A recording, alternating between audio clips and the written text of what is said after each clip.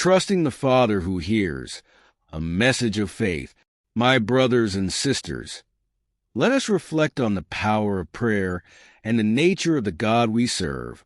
Jeremiah 29 verse 11 tells us that the Lord knows the plans He has for us, plans to prosper us and not to harm us, plans to give us hope and a future.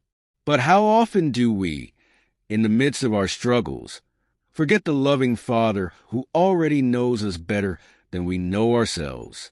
You see, sometimes our prayers seem unanswered, and we begin to wonder if God is listening. But remember the words of Jesus in Matthew 7 verses 9 to 11. Which of you, if your son asks for bread, will give him a stone? Or if he asks for a fish, will give him a snake? If you then, though you are evil, know how to give good gifts to your children, how much more will your Father in heaven give good gifts to those who ask Him? God is not only hearing us, He is actively working for our good. But here's the secret. We must pray believing that He will answer. The problem is not that God isn't listening. It's that sometimes we pray like those who don't truly know the Father they are speaking to. We ask in doubt, wondering if He cares, or worse, if He can even do it. Yet, our God is a God of love and transformation. What level of prayer are you reaching for Him to see you?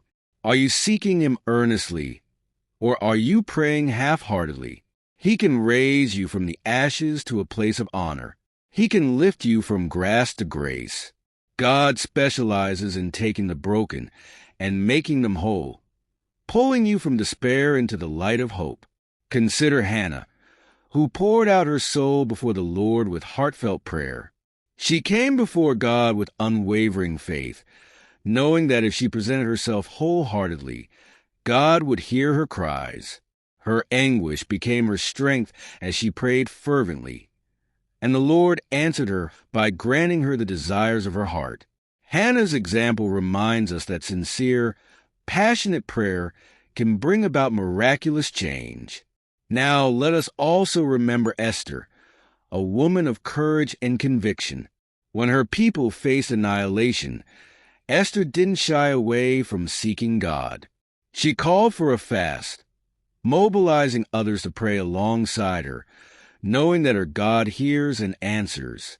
With boldness, she approached the king, risking her life for the sake of her people.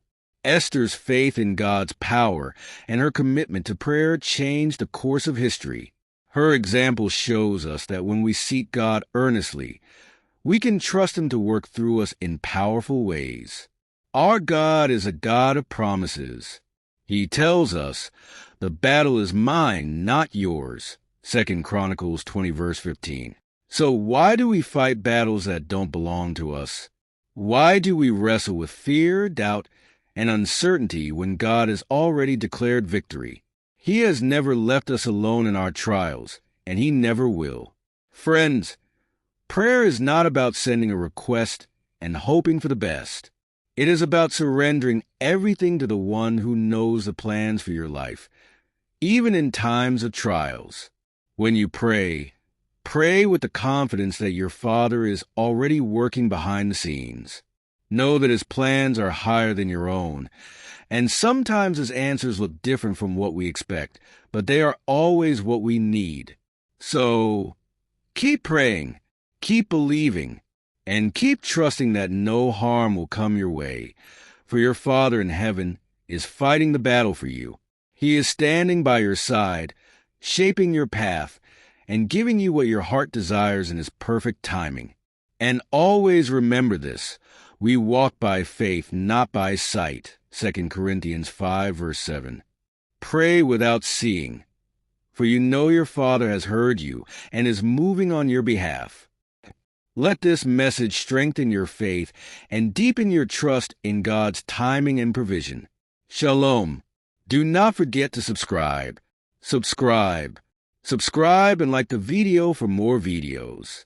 Shalom.